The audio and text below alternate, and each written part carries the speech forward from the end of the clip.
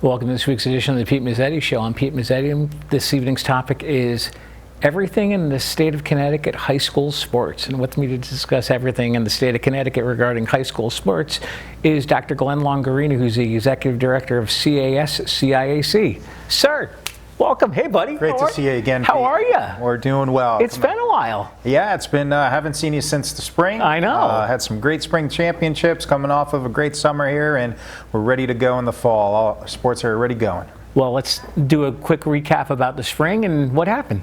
Spring, what a fantastic spring we had. A couple new venues with some of our sport championships. We had terrific tournaments throughout. This was the first year that we played at UConn for softball, moving that from out in Stratford up to UConn with our championships for the first time. That UConn softball facility, Pete, if you haven't been there, got to get up there to see it. Their baseball field, their softball field is just incredible now. What a great experience for the girls, and we heard nothing but positives, including a sellout of our Coventry Cromwell softball game up there. So just an outstanding experience for the kids. Wonderful there. Of course, back at Palmer Field for the baseball championships, and then tennis over in Middletown, and we were at Sacred Heart for the second year now for boys and girls lacrosse, and again continue to get rave reviews at Sacred Heart University with our lacrosse championships over there. And New Britain always does an outstanding job hosting our track and field championships. So really great venues. Golf was fantastic as well. Last year was the first year that we had some options for boys golf to play in the fall and the spring. Girls golf remaining in the spring. So again, great events out there as well. And as far as when we're taping this tonight, the school year is about to start here sooner rather than later, and then we got football and all the fall sports. Yeah, our sports are already underway. We have a lot of our teachers and administrators coming back in their buildings this week for their professional development activities this week and next week. And we're going to see all of our schools starting up, next week, and by certainly after Labor Day, everybody will be going. But our sports are in full swing, and we're out there practicing right now. We'll be having our games. We'll be starting up right after Labor Day, so that Thursday after Labor Day we'll be on the field and competing in the fall season. You excited for the school season to start? Oh, absolutely. It's we're really back, Pete. I tell you, we've been on a lot during the pandemic and what was going on, and what were we having in terms of protocols and everything else, and having years where you're really just focused now on the things that matter and getting back to school, providing good experiences for kids, looking at where we can improve things. That's really exciting when you're working in the education field, and that's where we are now. We got a couple new exciting ventures that we're going to try out this year with CIAC as well, and trying to bring some more exposure for our kids, and we'll see where those go. What type of new projects we got going on? Yeah, so one of the biggest ones that we'll be seeing is starting up what's going to be the CIAC Game of the Week. So with that, we'll be streaming that live on the NFHS network. Okay. We'll also be working with WELI Radio. So many of those games will be on WELI Radio. Many people in the state know the legendary coach, George DeMayo. And George will be our on-air talent calling those games for us as well. And we've had some conversations that we're in the works now, and we may be announcing shortly too some places on local cable TV within Connecticut that those games can be watched live on TV. So we'll have the stream for those outside of Connecticut, maybe some live cable for those in Connecticut, on demand, continue to be on the NFHS network, and then the radio call as well. So really excited about that, Pete. And the other big venture that we're going to try this year is a podcast here at CIAC. So we want to use this podcast to talk about not only some hot button issues and topics that are happening as we go throughout the year, but also to help better inform people about the operations and organization of CIAC. So be able to talk about topics like student eligibility, talk about transfers, things that come up quite often, that just another way for us to get out to parents, get out to students and the general public, to keep them well informed about the operations and the rules of CIAC. I was actually watching one of the local TV stations not long ago, and they did the What's Right with School segment. Yeah. Very cool segment. Yeah, the What's Right with School segment that airs on a local cable network here, and we do work on that out of our office. Mary Lee Weber, out of the CAS CIAC offices. She is the person who really puts that together each week, working with that local station, and we'll get them out to the school. They'll bring the reporter and the camera person out, but all the behind the scenes work, gathering the stories, making the preparations for that, that all gets done by CAS CIAC and Mary Lee Weber out of our office. Very nice. Now, from what I understand, like you said, the honorary George DeMeo from WELI, George was here not long ago, and we talked about, for winter sports, shot clocks. Yeah, we're on the clock. Yes, hopefully. That's and it's been a big topic of discussion for several years here in Connecticut. And I think one of the kind of misconceptions with that is that CIAC was behind the times and not having the shot clock, and everybody else in the country had the shot clock. Well, the facts behind that, up until about 2 years ago, it was not a NFHS playing rule. Okay. So when that was the case, there were only 8 states in the country at that point that used the shot clock at the high school level. Right. Now, in New England and in Connecticut, we happen to be surrounded by several of those that did it. So, Rhode Island using it, New York using it. So we just had those. Massachusetts, I think, was using it. So, we had 3 of those 8 states right next to us that were using the shot clock.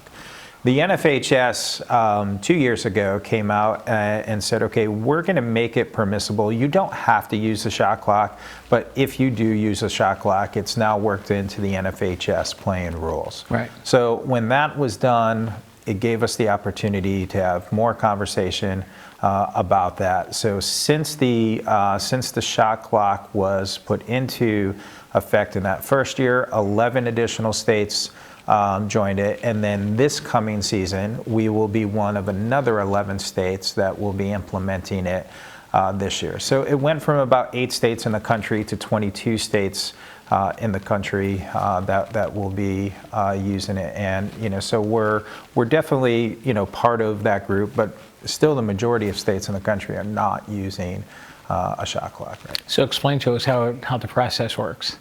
So with the, something like the shot clock, that starts with discussions at our basketball committee level. Okay. Our basketball committee is made up of administrators, so we have principals. I don't think on the basketball committee, we may have a superintendent on there as well. But as principals, athletic directors, those athletic directors are appointed by the Connecticut Association of Athletic Directors, by CAD. We have coaches on that committee as well. They're appointed by the Connecticut High School Coaches Association. So for every division that we have coaches appointed to the committee. And then we have 2 athletic directors appointed. Then we have our principals who are appointed to it, our administrators.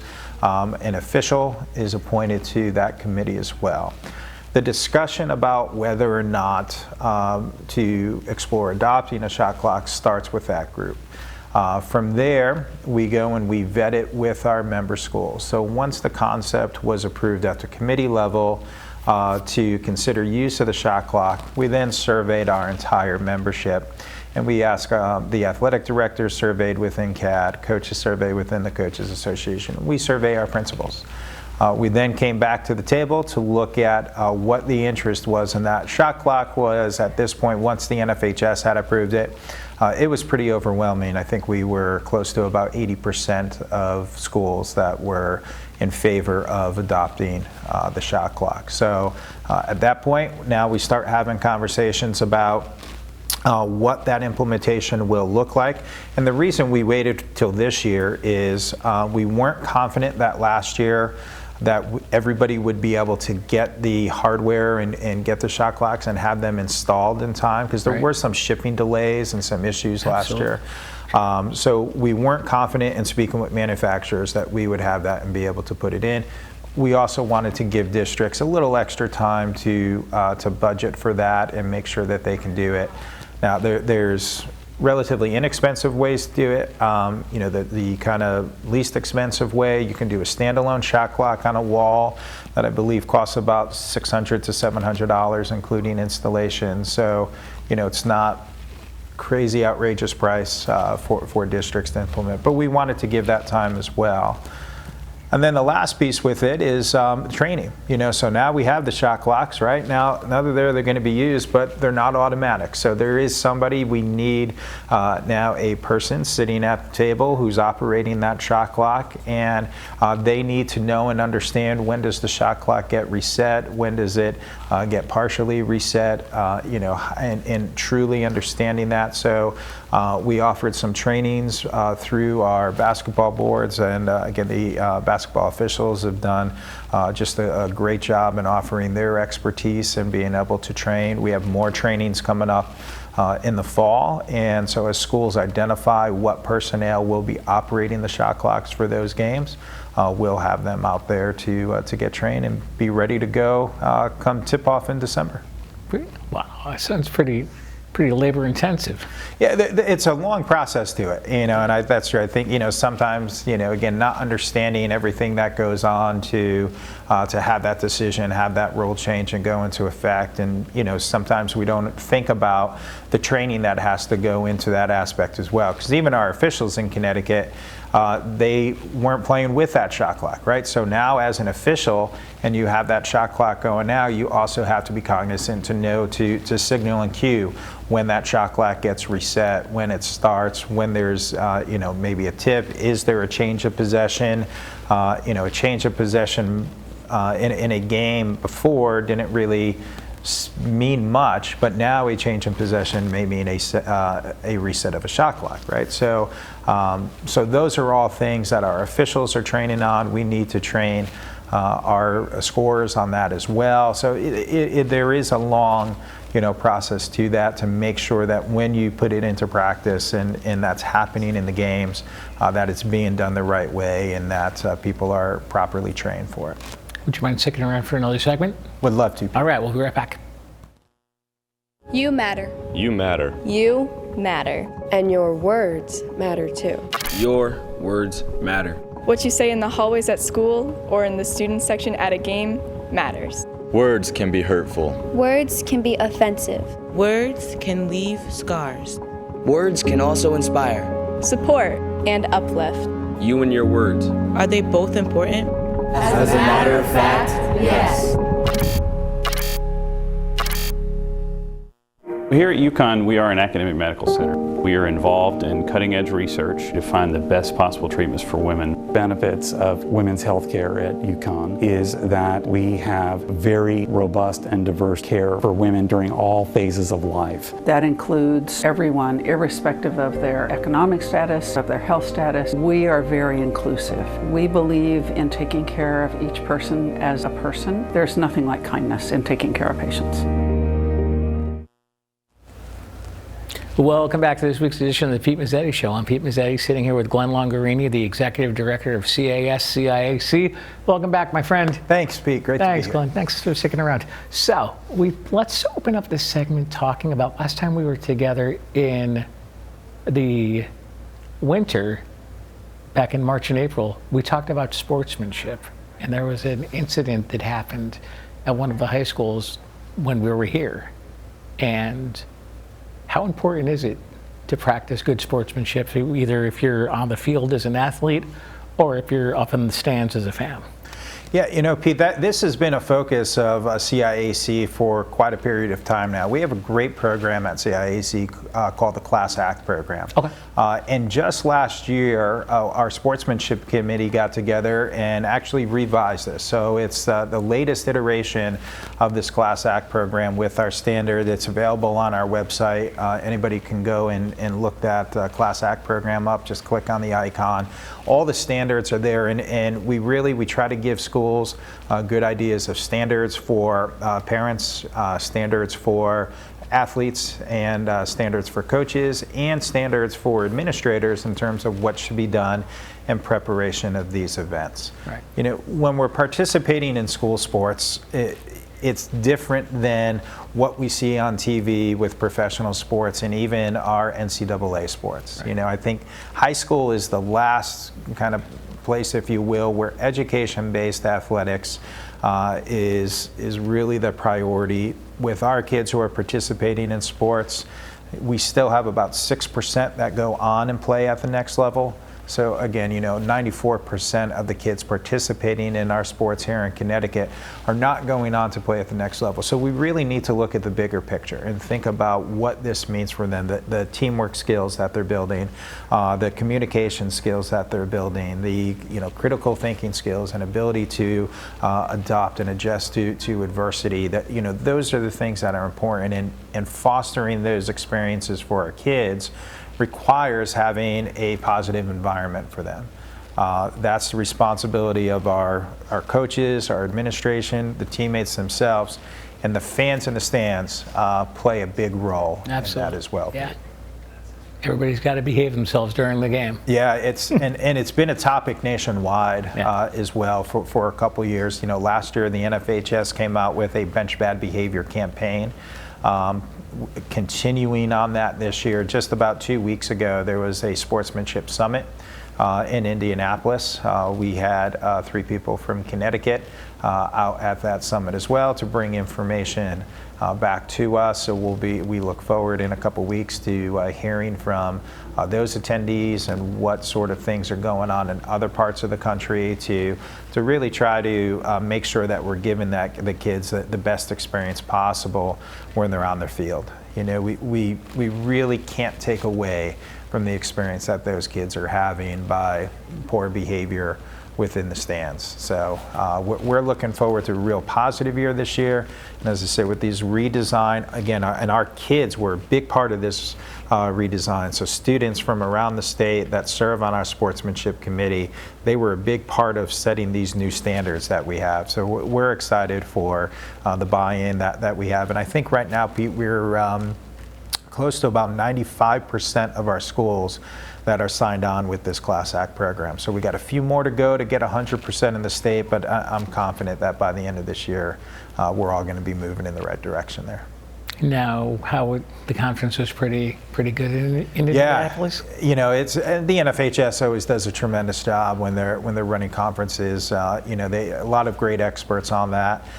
In fact, one of the sessions out there was conversations with the media and understanding how to promote and work with the media to promote the good things that are going on in your school. So one of the panelists from that was John Holt from CIAC, serving as a speaker and a panelist on that out there. So again, just shows you that just the high level of speakers and commitment that they have to this as well. Speaking of high standards at FHS, how's our friend Dr. Niehoff?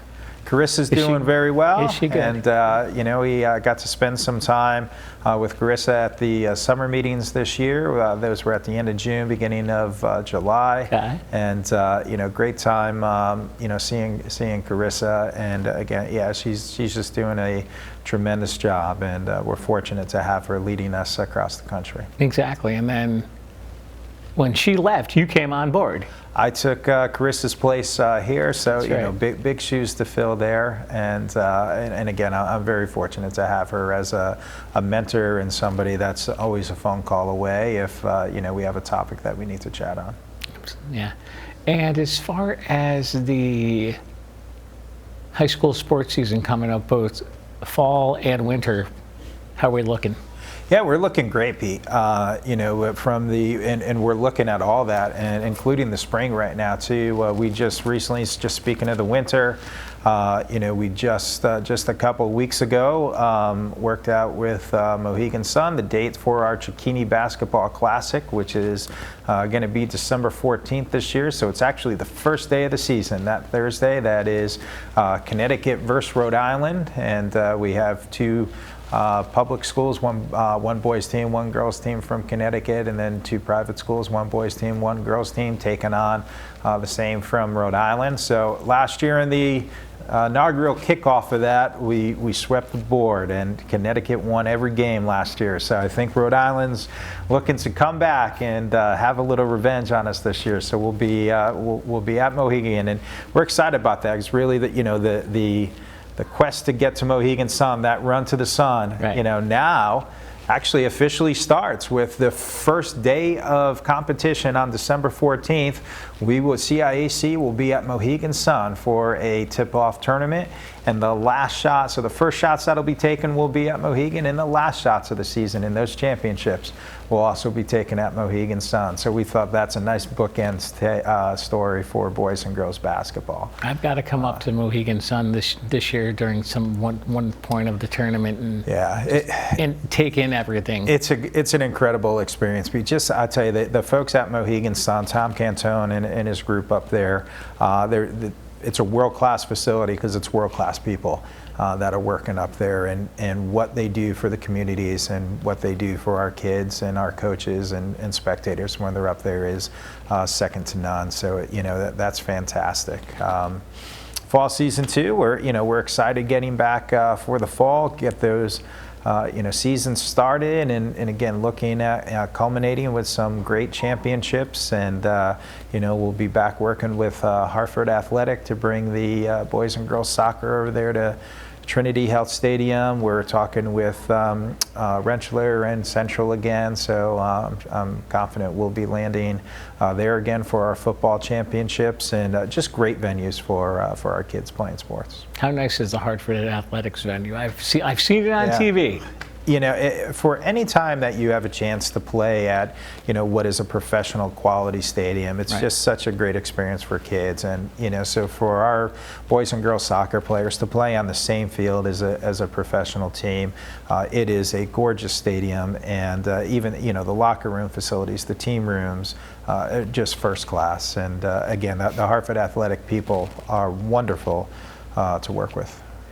Now, one question that I have that I can't figure out, obviously, I'm going to use the fall season as the example.